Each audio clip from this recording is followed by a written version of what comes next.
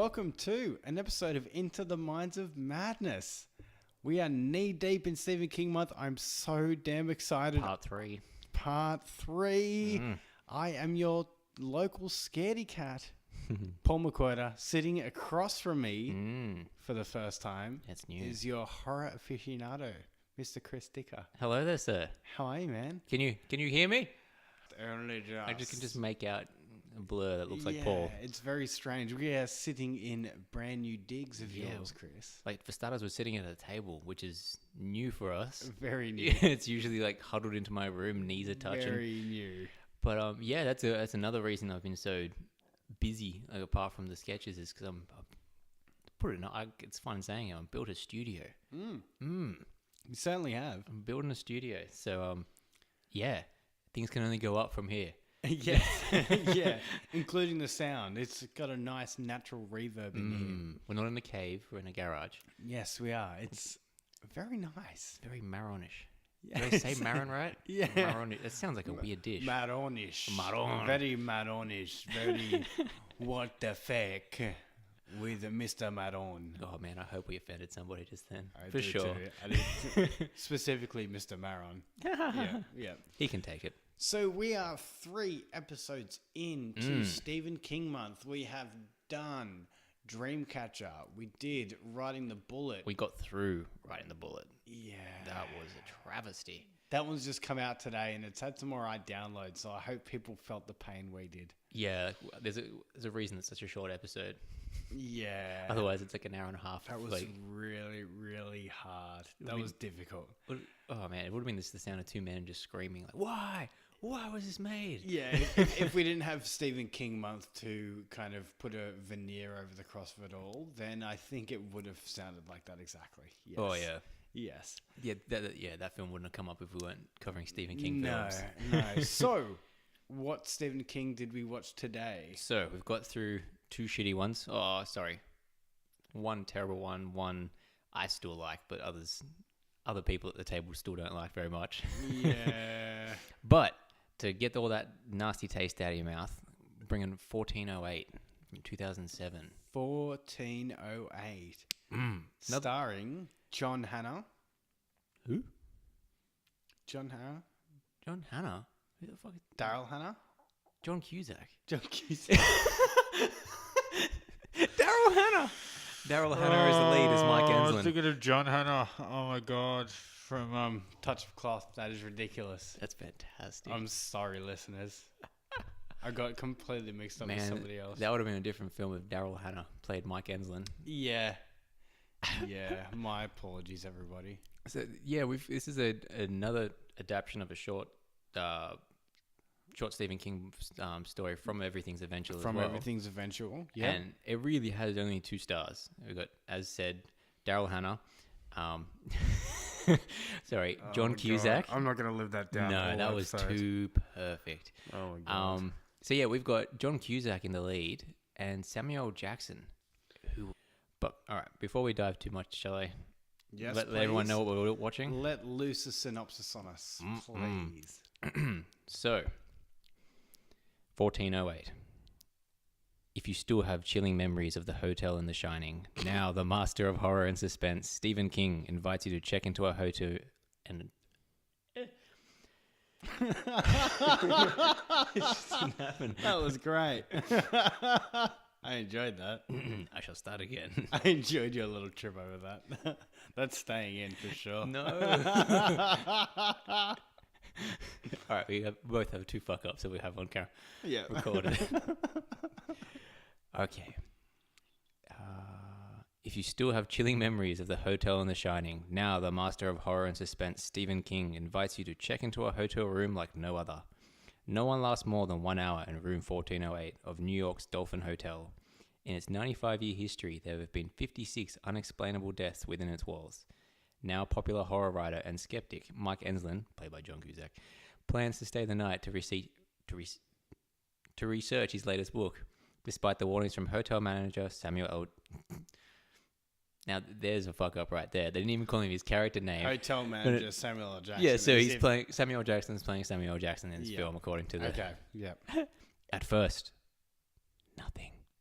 then a few weird noises, and then the maelstrom. Oh man, I can never say that word. Maelstrom. Thank you. Begins in room 1408. Fighting for his sanity and for his life, Mike Enslin went in. You're struggling with this read, man. I don't know why. It's just catching me. Right. Who fucking puts maelstrom in there? That's great. We'll do the at first bit again. Or do you want me to just do the entire thing again? Because it's a bit all over I the can shop. start from the start. It's all over the fucking Let's shop. do it again. Let's see you do it again. Yeah. This is all staying in, you realize.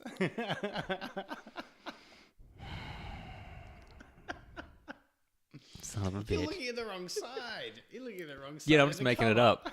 Just staring into their eyes. All right, if you want to hear it for a third attempt, is this third or fourth or Take 3. Fight. That was terrible. If you still have oh fuck! It's cursed, man. It's cursed. It's not gonna let me read it. Do you want me to do it? I'm determined now. This is getting silly. If you still have chilling memories of the hotel in The Shining, now the master of horror and suspense, Stephen King, invites you to check into a hotel room like no other. No one lasts more than 1 hour in room 1408 of New York's Dolphin Hotel. In its 95-year history, there have been 56 unexplainable deaths within its walls. Now a popular horror writer and skeptic, Mike Enslin, plans to stay the night to research his latest book, despite the warnings from hotel manager Samuel L. Jackson. Interesting character. At first, nothing. Then a few weird noises, and then the maelstrom begins in room 1408. Fighting for his sanity and for his life, Mike Enslin went in a non-believer, and now... Fuck! Right at the end! Now that he believes, will he ever get out? Done. God damn. Done. All right. Well, first thing I'm going to say, before we even get into the story, Yeah. another fucking horror writer. Oh, I know. It's such a trend of his. Like, It's Stephen King jerking himself off, isn't it? yeah, it is a bit much. Like, there's all about you. Writers say that all their work is self-autobiographical, but it's too on the nose, man. It's the same thing whenever they talk about Bill in It as well, being like, oh, he became such a successful horror writer. Because all the stuff he went through, he can just pull it out of himself. Like, Stephen King's really good at that. And like how Bill Denborough in It ends up marrying like a movie star and stuff. It's really quite. It's the amount of times you see it, you can just see how badly Stephen King has like delusions of grandeur. Yeah, like there's been many. I can kind of see why there's many interviews I've watched where like he kind of doesn't want to leave the worlds he creates, and it's like, yeah, okay, I get that you want to be part of these fantasy things, but god damn, we have to follow another writer go through something. Yeah, but yeah, it's a bit painful. I like this. This was a good one though. See, now Okay. I didn't like that disinterested burp. Yeah, the burp wasn't intentional. It was just a nice sound effect. Yeah, it just came in very timely. When he escapes the room... Whoa, wow, we're already like jumping well and truly ahead. Okay, so like, are you saying this is like the flaw that took you out of the movie? Yeah. Okay. Yeah, like once he came out of the room, I was like, okay, when does it end? And then it kept going. Yeah, I think they could have shaved like a fair bit of chaff out of this. When I first watched it, I was the same. When I first saw it, in this theater, terrified, didn't want to be there, and I was just like, fuck you, movie. How dare you do a dream thing? But I really liked it, because that is the biggest fuck you in the world, to make you think that you're out. You get contact with your ex-wife, your father with who I believe has dementia or something like that, and to write an entire new book, and then to have the dream ripped out from under the fucking carpet ripped out from under you. That was nice. I like that. But again, yeah, I can see where you're coming from, because it did feel. It didn't help the ending, like the real ending. Yeah. it it kind of shoots itself in the foot a little bit by doing so. Like I feel like that whole thing was a nice big payoff of him to then wake up in the room again. But it went a bit too long after that. Yeah. Bringing in his Katie, him taking down the room, him going into it could, as you said, I think cut down in the right places. I don't know. I've maybe if there was a couple more nods to like something's afoot in when he's out of the room. Yeah. You know what I mean? Like maybe some more, he sees the paintings or sees more people, not so much like a flash that he mistakes someone as someone from the room or something like that. But I don't know. I think it's only because my second viewing, because I had the same reaction you did when I first watched it. I'm like, that was too long. Yeah, I didn't like that. So on your first viewing, you had the exact same response as I did. To a degree, because I always hate that cop out of like an adventure film, and then all of a sudden, they were actually asleep under a tree the entire time. Yeah, well, I mean, last week we spoke about riding the bullet with its padding. This kind of padded as well, but in a different way. It was a lot more effective. Because do you remember much of the short story at all? Yeah, I think I remember that one quite well compared to riding the bullet. To be honest, none of this movie really happens in the book at all. It's all from. That's what I was thinking. It's really only the clock. And it's not even like he in the story. It's very much him turning up. There's no real. There's a little bit with the manager, Olin, I think. Yeah. But it very much is him getting in the room and being freaked out rather quickly and leaving the room. Yeah. And I watched the movie first and then read the story, and I was just kind of blown away of how much they put into it. It's a good padding. Yeah, and even with the so we see two separate people jump out the window, the relatively portly lady and the elder gentleman, and their reasonings for jumping out the window are a lot more on the surface in the book as well. Whereas in the movie, they just kind of jump out the window and that's kind of it. Yeah. You see that the lady jump out twice because you kind of see a little bit of her backstory and why. Yeah. But not much. And then you see his quite late in the story. Whereas in the book, it's a lot more, it's built up a lot more and you kind of understand exactly why. In the book, and it's a kind of almost like they're just using it as like little scary signposts in a way, just like, let's make this person jump out the window. Yeah, without actually going deep into there, and then kind of putting not even a bow, a very, very not neatly wrapped bow on the end of it, and I found that very strange and very odd. Like, what's the point of even doing it in the first place if you're not really gonna do what the book did?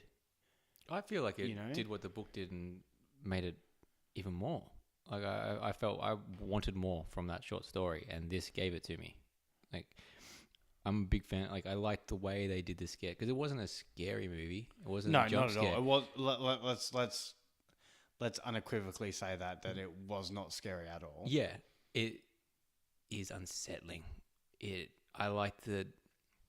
I'm a big fan of when a film has a budget and it sticks to one location and just kind of builds on that character. You get to know them from being in that one location and having it in somewhere that is, in quotation, safe, like a hotel room. Really cool. Like that impacts it even more. And adding, so it's not like there's a threat within the room. It's all psychological. He's being accosted with like his own personal horror. Like it's the imagery of loss and regret and pain and really kind of just kicking him in the balls every step that it does it. But yeah, I feel like that worked a lot more. This could have been a terrible movie. They could have. I think they paid respect to the source material pretty well. It still felt like a Stephen King. It had that King vibe to it, but at the same time, it felt a lot more polished. And yeah, no, I just feel like they did a good job with what was already there. Well, one thing I must regret with the last 2 weeks is not reading the short stories beforehand. Yeah, I wish I had done that. I guess with me, I was instantly drawn to Cusack's performance, and I think that's why I enjoyed it so much, because maybe it was his approach to things that made things not scary. He was very calculating. He wasn't like, what's this? What's this? At times he was, what's this? But it was always like, I'm going to figure it out. He was very trying to keep a very logical mind about things. He's not getting like, oh my God, that was a spooky ghost. It's like, he drugged my drink. Like, there's something afoot here. There was some dumb bits. Like, I think maybe that's where it kind of fell flat, the whole coming back from being in the room, out of the room, and then coming back in. Is that stupid? That was one big flaw, is like that spinning effect of him spinning in the room, and then he's just left there like, whoa, like wobbling, and I don't know. And we were kind of made to care about his family when we hadn't met them really properly beforehand. You know what I mean? Like, I think it was mentioned well enough. Because there's too much, there's such a thing as too much exposition. I think this one handled it well, because it knew that it's making all this stuff up. It's adding to a story, and to take the chance of doing a personal story as well, it's a lot of exposition to fill up in that short amount of time. I think they did it well with the girl asking him to sign his first book and asking about the father character in that. And he called up his editor, and he was saying, you sure you want to come to New York? It's just little touches of like, you sure you want to come here? This happened. I feel like it was enough. Yeah. Because I'd rather just go with the ride and take on what, just imagine that you're that man and you're seeing his daughter. Well, I guess you got to put yourself in the role of these people. That's I guess my thought process is like, I feel like it went way too long at the end. Why not pad out the start a bit more instead? Take some of the fat from the end and put it at the start. But then we would have make it so you care about those people more. I reckon. But then we would have got a 6 months later, and then he's at the hotel. That's what we would have got.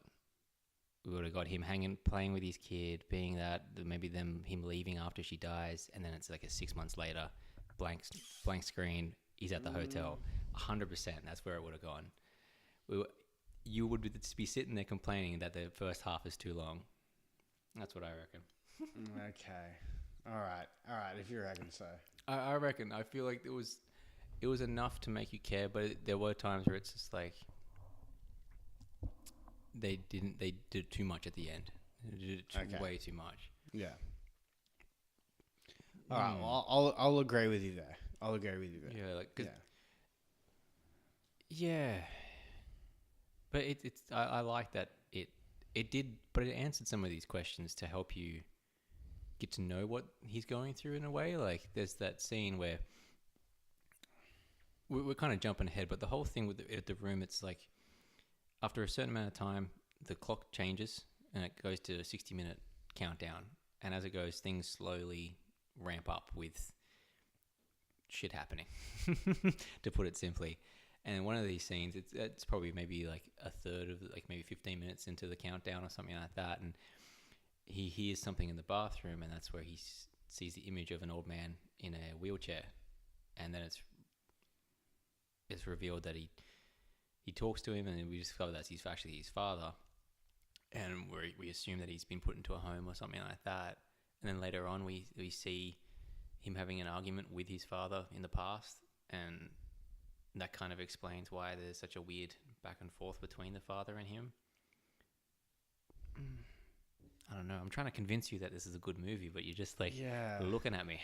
I don't know. I just feel like there's a lot about it is just like, I feel like in the short story, like in the writing of it, it's very clear what's going on, and I feel like it's a bit flimsy in this in a way. Does that make sense? I can't agree with that. No, I don't think it was flimsy at all. I think it was very tight. The scares were timed well. The types of scares, they were different.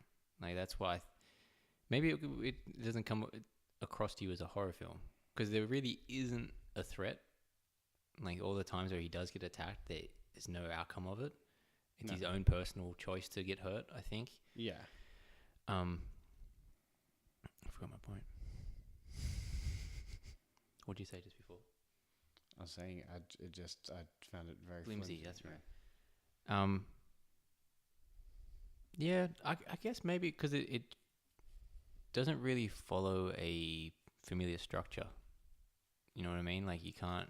I mean, that's also not to say the book does. No, either, no, you know not what I at mean? all. Like, maybe it's literally just the medium it's being presented in is because something's being lost on me in this version. I think it's because the big thing with King's work is it's in a monologue. It's the character going through this thing and thinking about past events and stuff like that. And we get a little bit in this film with him, his tape recorder. Yeah. But yeah, I mean, the tape recorder was being used in the story as well. So that's not like it's not like Riding the Bullet where it's where he's his consciousness was right in the back. God, him, God, fucking don't give me. I can feel the bile coming up. Yeah. No.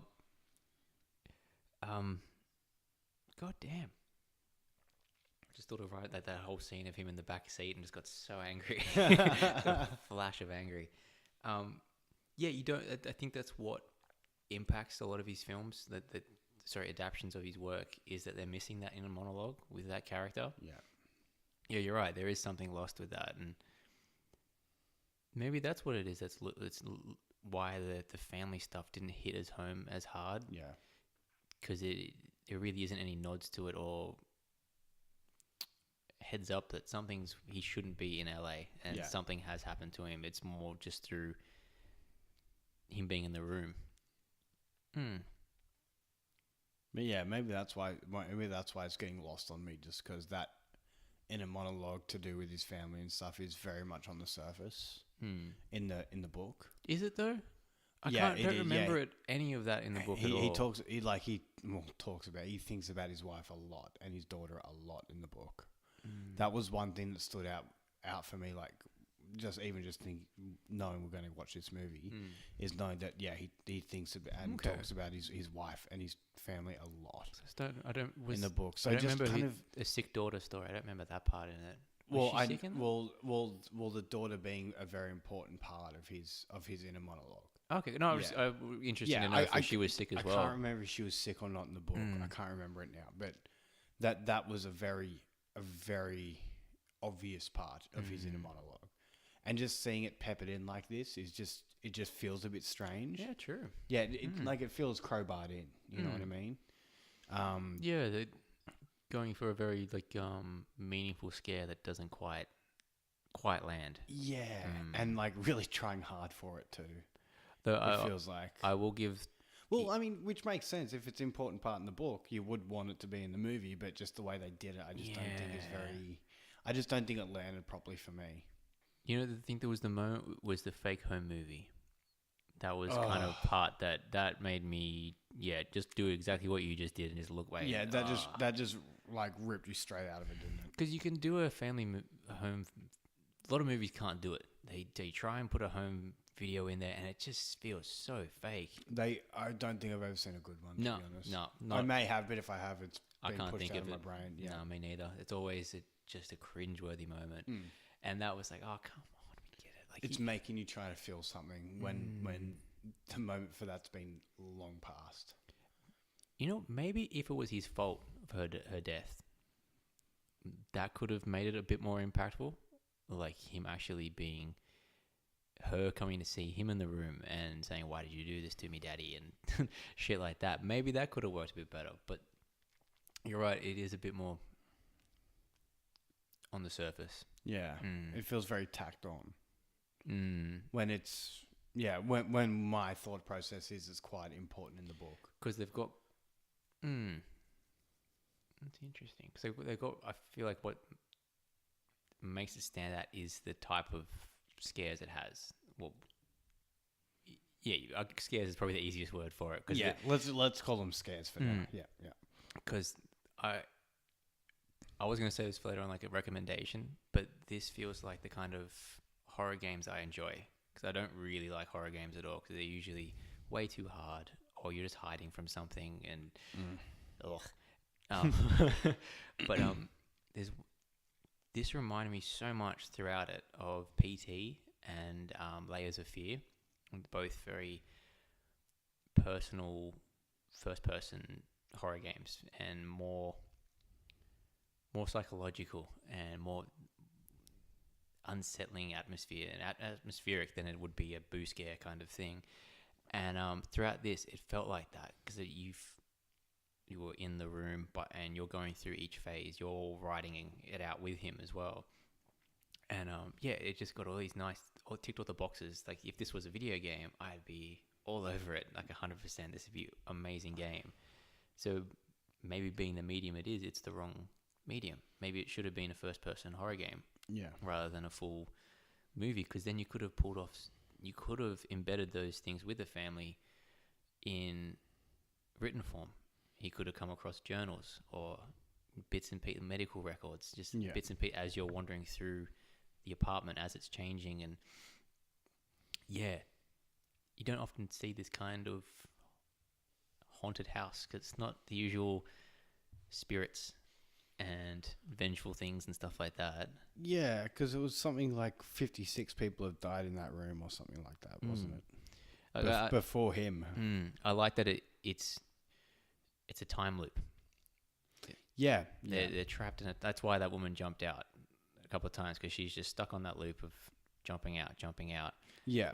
And I like that. That was a real like, fuck you. You put me through all this stuff and just to start this hour all over again. But some of this, like the set pieces, like I really liked the crack in the wall. Yeah. I really that visually that did look very good. Yeah, visually that was nice and creepy. Yeah, because then didn't even look like blood. It looked like red wine coming out of it. Yeah, it did actually. Yeah, and, you're not wrong there. Yeah, and just the baby cry. Yeah, you can't say that wasn't scary. Like that wasn't unsettling for you. If you were in that was a damn good sound effect. Yeah, if you were in that room. I'm talking that was about a like damn good sound effect. Yeah, they did do that. They did do that very well. And the I know one got you, caused you to stand up for a second. The attempt to get to the other room from the outside. Remember? Oh yeah, there we go. Yeah, that I was squirming in my chair. I'd push that out of my mind. I was squirming as well because that was when really he's counting the steps. Yeah, and he's like, what is it, like only 18, and then he gets to like 12 and he's like, okay, we're so close. Yeah, so like he looks over and the whole fucking window just disappears from him. He's like, oh shit. And I'm like, oh shit. Get the fuck back, man. Get the fuck back, John Cusack. Get back. So like we're well and truly he's trapped. He's 100% trapped in the room now. And he's trying to get out, and there's those nice little horror game moments of him looking up at the door, and there's the map, and it's saying you are here, and everything's blacked out. Yeah. And that's when he tries to walk to the shot of it, the building with no windows, and him just stuck to the side of it. 1408, it's the 13th floor. Yeah, so. And there's not a window on this entire building. I feel sick just thinking about it. That gave me some... and the ledge was like not even enough for your whole foot to get on. No. Yeah, that gave me some vertigo. Yeah. Yeah, heights, man. I don't want to watch the horror movie that's just all heights. It sounds like Men on Wire to me. Yeah. Men on Wire in IMAX is pretty much that. Ooh, yeah. That sounds awful. Yeah. I mean, even just we saw Spider-Man Homecoming together. Oh, that scene when he's up on the Washington Monument. Oh yeah, my stomach dropped. Yeah, you saw me drop. Yeah, no thanks. Spidey, hang on, bro. Oh, I'll see a man get stabbed in the heart any day, but don't take me up more than 10 floors of heights. No, thank you. No, thank you. Oh God. All right. Well, I also want to mention that honorable mention to Tony Shalhoub. Yeah, that was a surprise. little tiny role for him. Yeah, why not? Why not throw Tony Shalhoub into anything? Why not? Why not? Where's my decaf? Yeah, exactly. Yeah. He's the typical book editor, busy book editor. Yeah. Fast talking.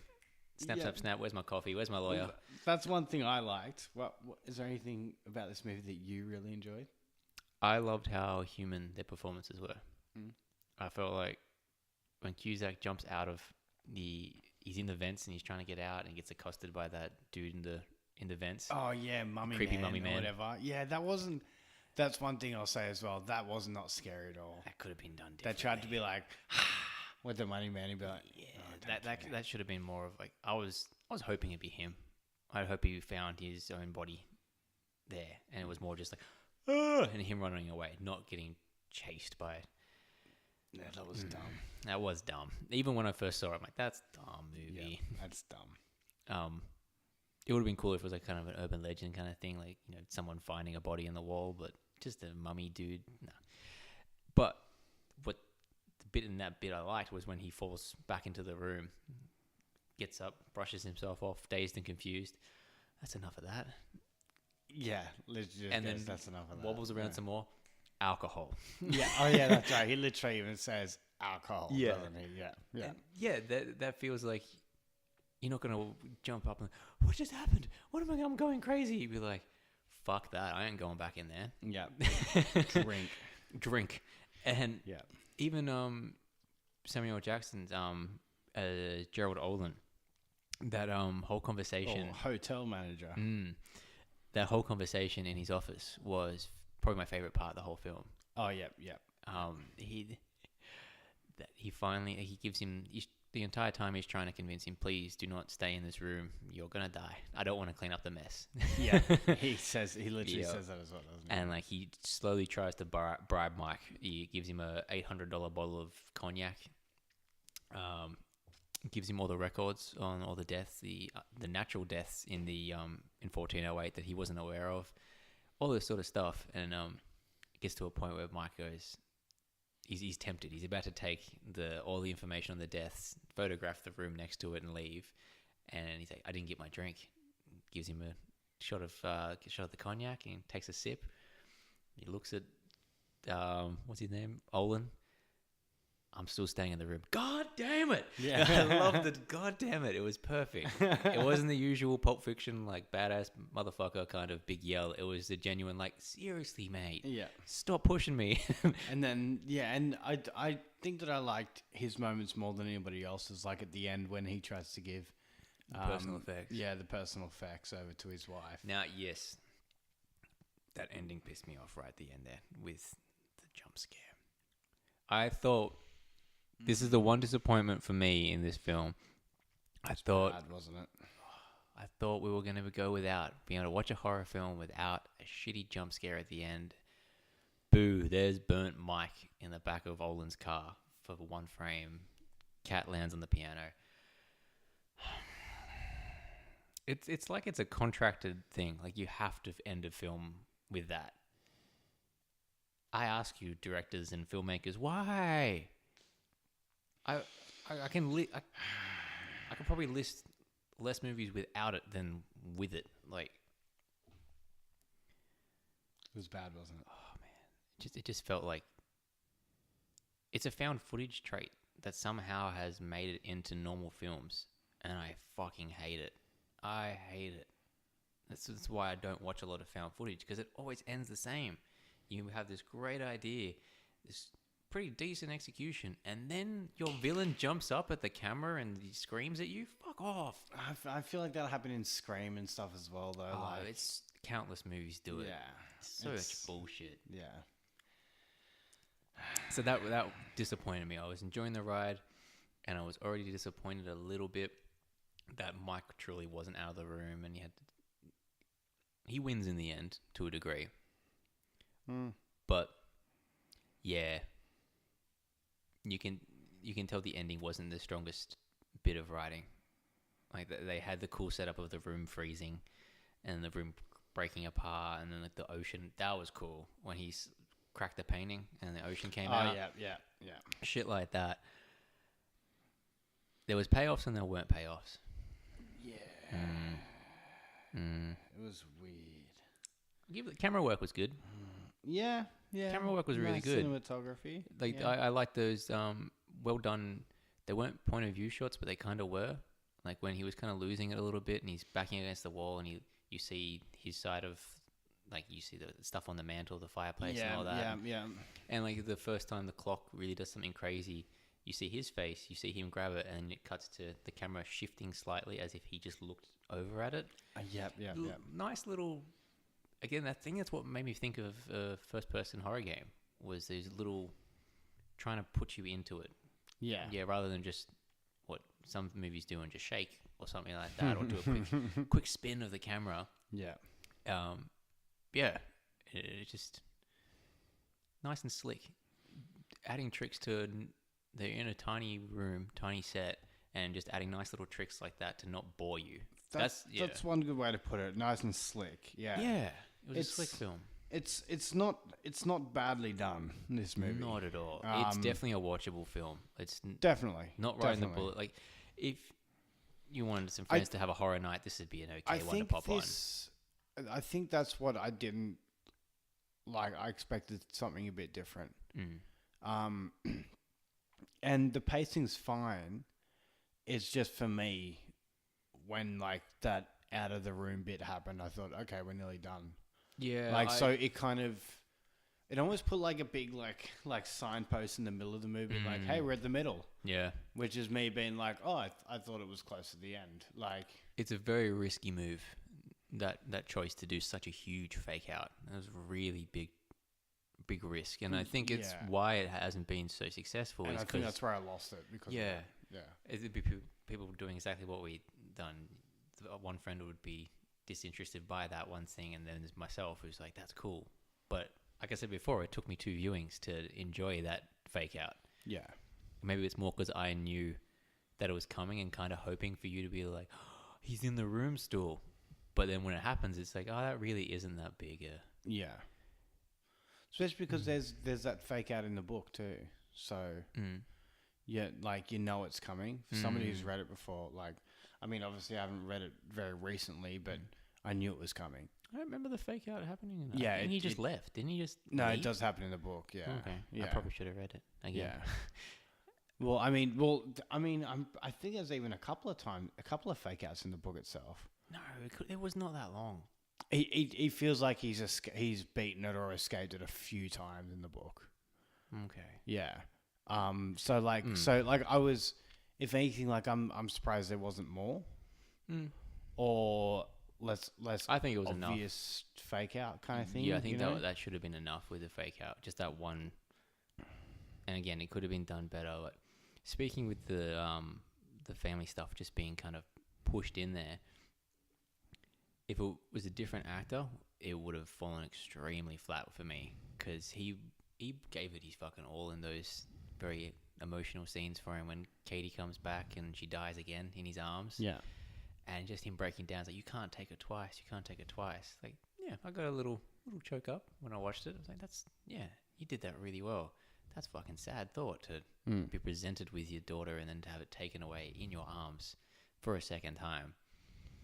So that's where, like, they have really good ideas which don't really pay off if you're going into thinking you're going to get a very scary movie. Yeah. It's more of a just, you got to think about it, put yourself in. It's kind of trying to what he does with his books, is trying to put you in the shoes of the characters and trying to make you feel that. I don't know. I still like it. It was fine. No, not just fine. It was fine. In my personal opinion, I think it's probably one of the best, not best, but one of the better Stephen King adaptations. And there's not many in my eyes that are good. So, like, yeah, this one, it just felt, it knew what the source material was and it just went from that. It didn't try and do anything. Like, I know we keep bringing up Riding the Bullet, but it didn't attempt to be like 5 different movies at once, trying to make the source material bigger. It was consistent in that sense. It was consistent in that sense for sure. And there can be a good Stephen King adaptation. Yeah, I think you might be right. It's that kind of work. It's kind of like Watchmen, Alan Moore and Dave Gibbons' Watchmen. Like, I enjoyed the Zack Snyder film. But at the same time, it's like, no, you couldn't. Like, I'm watching it, I'm enjoying the film, and the entire time I'm watching, I'm like, but this isn't Watchmen. Like, because you can't do it. you can get close. You can get really close. And I think this one got close. 1408 got close to being a good adaptation, but then there's just a couple of faults. Like the fucking Ariel Monsters Wilhelm scream twice. Oh my god, yeah. You can't do that. You can't put that Wilhelm scream in anything anymore. That was so bad. It's like I've been thinking about things like after watching these things and coming across these annoying traits. It's like I feel like the Wilhelm scream should be banned for life, forever, all eternity. And same with the use of the word "yeah" in songs. I hate it. Probably a very unpopular opinion for some reason. I hate Angus and Julia Stone. I can't stand their music. I was not expecting that out of nowhere. I don't know. That just came out of nowhere. But I was listening to a song and it's just yes. Yeah, yeah, yeah. I'm like, why does sing? Maybe it's just like it just hit me the wrong way. But it's kind of like it's like a boo scare in horror or something like that to me with yes in singing. Just, there should be a ban. Oh, God. That came out of nowhere. Yeah. Didn't expect you to start ripping on Angus and Julia Stone, Australia's most wholesome band. Oh, I think that's why it's too wholesome for me. Man. I can't handle wholesome, I think. Something so wholesome about them. They're fine. But They're don't call all them right. musical geniuses like people do. People do? People do. People People rant about them too do? much. So maybe it's just a couple of people I've met. Yeah. Mm. I think you're hanging around the wrong people. Mm. You got anything else to say about 1408? Or 1 plus 5 plus 0 plus 8 equals 13? What? See, Because- that annoyed me. Like when they added it up, as soon as I saw 1408, before I even knew anything about it, I'm like, please add up to 666 or something like that. Like, or just something tacky. But it was 13. As Mike says, cute. But one thing it's probably on the nose, but I love the use of the Carpenter song. It's only just begun throughout it. Oh, yeah. That was nice, and that was a good jump scare bits. I feel like there's a musical cue in the book too, which might be the same song. Because Obviously, it's not musical in the book, but it is. They do name check. There is one specific song they name check throughout the book. That might be the one. I wouldn't be surprised if it was, because it is an eerie song when you put it in this contrasting imagery. Like I think it did the job really well. I actually didn't even think about that until you just brought it up. Then that's one of my favorite that. touches in that film is that song just coming on, and like the bang of the radio as it comes on because it's so old, and But yeah, all in all, I think we've said all that I can say. I'm not going to convince you that this is as good I don't think I'm going to make you like it as much as I enjoy it. Yeah, and I think I'm getting something out of it that you're either not or just doesn't appeal to you. It could be. I think it's one of those. It's not an all-round everyone's going to like it film. No way. I don't know. There's something. I don't know. Maybe it's just got this kind of. Not to sound like a fucking highfalutin piece of shit, but like I feel like it does have that kind of Hollywood sheen over it. Whereas Riding the Bullet had none of that. Yeah, and that was made a year after Dreamcatcher. Yeah, and Dreamcatcher didn't really either. It just kind of had its own. No, it was slick.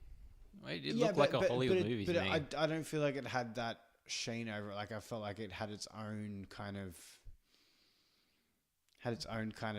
energy to it, rather than this one. It was like this. Yeah, you know what I mean. Does that make sense? Does that make sense? It does. I get what you're getting at. I think because this didn't feel like a Stephen King movie like it did Dreamcatcher. I didn't feel like there was any connections to anything. I was looking out for anything, and I might have missed it, but yeah, you can tell this isn't. I don't know if the director had much love for this. You know what I mean? Mikhail Halfstrom. I had a quick look, and he doesn't seem to have come from a horror background or anything like that. So maybe this was just a job. Yeah. And it was more like the writers. Matt Greenberg and Scott Alexander. That's the ones. Oh, and Larry Kranzewski. Karaziewski. No. Larry Kranzewski. Words aren't my friend friend today. They wrote the screenplay, so... Yeah, Yeah, I don't know. There's just... Yeah. It's funny, now that we've sat here and we've talked about it and all that, fuck, I want to play a horror game. That's what I thought at the end of this. I want to go play Layers of Fear. And I don't know if that's a good thing to be walking away from a movie or... But, yeah. It has its charms, this movie. Yes. But not enough to carry it over for me. Yeah. Yeah. So I think we've got out of the rut of shit haunts at the moment. I think we've got an okay one. I'm shocked a little bit. It's okay. It's fine. Of your disinterest. It's fine. See, no, but fine is not a good... Fine is like, oh yeah, I watched it. I got through it. Yeah. It didn't bore me. But I guess it's... This kind of... I guess, like I said before, it does hold a little special place. Yeah. It was like the first horror movie in the theaters I enjoyed. Yeah. And now that you're saying it's not scary, maybe that's why I enjoyed it, because it didn't scare me as much. It was a different kind of horror. So, where would you rank it? Where would I rank it? Of the three that we've seen, Dreamcatcher, Riding the Bullet, 1408, how do they rank? That is tough, because nostalgia is still kicking in. Because Dreamcatcher is still... Well, that's where I'm thinking. I think for me, it would go Dreamcatcher, 1408, Riding the Bullet. Because... From top to bottom. From fun, like from this, like taking it from like a purely fun side of things, Dreamcatcher. Yeah. Dreamcatcher was so much more fun. But at the same time, something about those two performances just always, I'm happy to watch it if it's put on. Like, as in the two, as in Samuel L. Jackson. And yeah, Cusack and Jackson in this. Just, I really enjoyed visiting Mike Enslin and Gerald Olin. I really enjoyed the atmosphere of the hotel, and just I think just from a visual side of things as well, I really enjoyed it. But I think Dreamcatcher wins 1408. Riding the Bullet is in 5th position. We've already skipped the other two. It's the loser. Oh, I can't believe I paid money for that. That's where mine sits too. Where mine sits too. So. Next week, what do we have? Next week, we're visiting our first John Carpenter film. We're doing Christine. So obviously, being in the midst of Stephen King month, this is a John Carpenter directed Stephen King adaptation. Yes, he directed Christine, and that's another one that I am interested to see how it is adapted. Because that is a massive book. Like, it's like not as big as it, but it's still a massive book. And I remember when I saw this when I was really young, I enjoyed it, but at the same time, I was like, "What did I just watch?" So this is one you have seen. I've seen it a while ago. Long time ago. Yeah, I recently like upgraded my I've been slowly upgrading my collection from DVD to Blu-ray when I can, and yeah, got this on it. And I think I said in the last episode, I put the choice out to a couple of our listeners. That's right. Yeah. It was either Creepshow or Christine. I was blown away when people said Christine. So this is going to be interesting. Yeah. I don't think it's going to be Riding the Bullet bad, but we shall see. Yeah, who knows? We're kind of going with the punches at the moment. Yeah, no, I like this. We're gonna flood you with content during Stephen King month. So this is already the third. This is already the third episode coming out. So we're already hammering you pretty hard. So yeah, who knows? We might get the shits with if Christine gives us the shits, or then one of the other ones bores us. We might chuck in another one. Yeah, if we're that bored. Yeah. Why not? I saw The Langoliers on sale the other day. No, I can't watch that. I've heard so many bad things about that movie. Don't make me sit through it. No, I don't think I want to sit through it. I don't want to put my PlayStation through it. I to actually read the file. I mean, if we did that, I think it would have to be a commentary episode, so we wouldn't have to keep talking about it after the movie was done. You just hear us sighing. Yes, yeah, pretty much. That was made? Yeah. All right, well, I think we will leave you with that. 1408 lovers. Yep. Yeah, I'm sure there's a couple of diehard fans. And it was okay. All right, you talked me into it. It was. I'm even struggling to say it. It was good. It was good. The Fonzie just then. It was good. It was a bit better than okay. It was a bit better than Yeah, okay, that but it was. It's hard to say good though. It is hard to say that it's good. that I don't know if I. Yeah, okay. If I'd seen it without reading the book, then maybe. Then I might have it in higher esteem. Okay, I think I'm gonna have to go back and read the book. I think I'm definitely want to as well. Well, maybe the end of Stephen King month we'll go back over the short stories and maybe after you read them, maybe we'll revisit them. See what happens. Yeah. It'll probably just make us hate the movies more. Yeah. Especially riding the bullets. Oh, God, riding the fucking bullet. Oh, horrendous. I forgot about it and like completely. It wasn't until today, like the episode came up and I was like, oh my God, that's right. We covered that horrendous piece of shit. Yeah, it's out of the way. See, it's already deep in the recesses of your mind. So next week we have another car-related movie coming up, Christine. So yeah, that wasn't intentional, listeners. I did not mean to. I realized that when I was making the promos for it, and I realized like I was getting my cars mixed up. Yeah, no, I put a car from Christine in the Riding the Bullet promo. And oops, wrong one. And little. What's it? I've made all the promos for like all the Stephen King month. I got a bit excited, a bit overkill, and I made one for it, and then I realized. There's a giant spider thing, crab thing at the end of it. Spoiler. It's in the book. I didn't realize I'd finished them all. I got it all done, and I thought I've got a picture from it as the spider, and I've zoomed in. It's fucking Frodo being attacked in one of the Lord of the Rings movies. It looked exactly the same. Oh, that's hilarious. So yeah, that is fucking great. All right. I just had to share that. I pissed myself when I realized. Great. It was like 2 days after it. I was just looking through them on my phone, like, oh, I'm an idiot. At the backlash, that would have been interesting. Well, thank you, listeners, for locking yourselves in room 1408 with us. For this, it almost has been exactly an hour too, so that's... Nice. That's eerie. Oh, yeah. I'm like, oh, why? Where have I been the last, like, hour? Jesus Christ. We really appreciate you listening. We do. Thank you to Gay Paris for doing our theme song. Our theme song? Our theme song. Well, we haven't thanked them in a while. We have not, so we appreciate it, guys. Times 3 or 4. Ash Wednesday Boudoir Party is the name of the song. You can get that on Triple J on Earth. You sounded so stuffy just then. We'll listen to the newest Ash Boudoir Party. Ash Wednesday Boudoir Party. That is available on Triple J on Earth as we speak as a free download.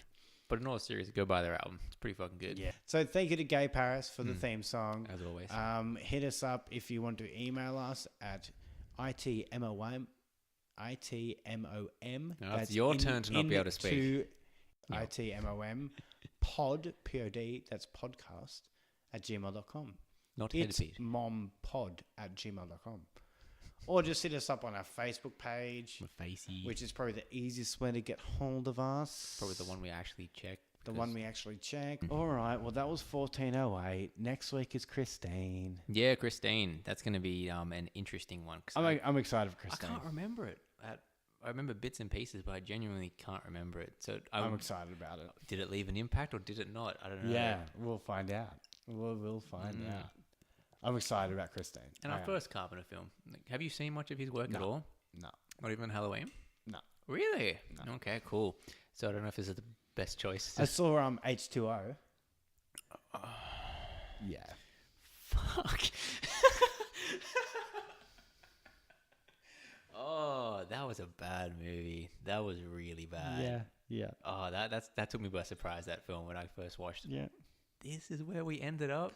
That's like what, Halloween 5 or 6 or something? Yeah, something like that. And it's H2O because 20 years later or something? Yeah. That's why H2O. Jamie Lee Curtis is in this. Yeah. I'm about to, before we go, I want to leave a little unpopular opinion. Halloween 2 sucked. The second direct sequel to the original Halloween sucked a big fat testicle.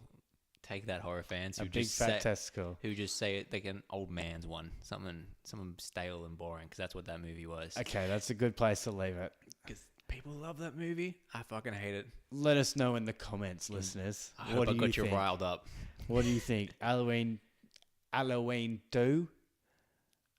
Or Halloween poo. Yes, Halloween 2 or Halloween poo. Let us know in the comments or wherever you like to leave your movie reviews. You just look like yeah. Anyway, in a bathroom and shit. Yeah. Fuck Chris, he's wrong. All right. Thank you so much for listening, everybody. We'll see you next week for part 4 of Stephen King Month with Chris Dean. Rest in horror. Rest in horror.